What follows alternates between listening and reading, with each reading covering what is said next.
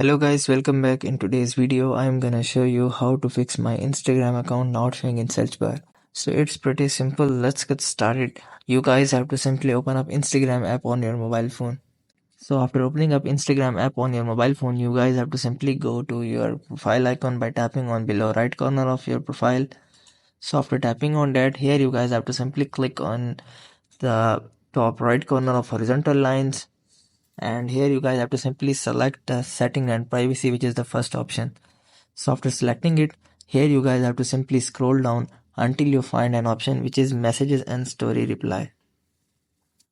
So you guys have to simply click on it. So after clicking on that, here you guys have to simply click on message controls.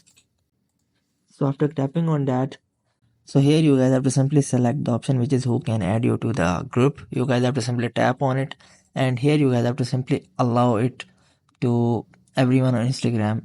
So if you allow it to everyone on Instagram, you guys will be able to fix your account and your Instagram account will be displayed in the search bar. So I hope this methods find you well. Do like, share, subscribe. Thank you so much. Bye bye.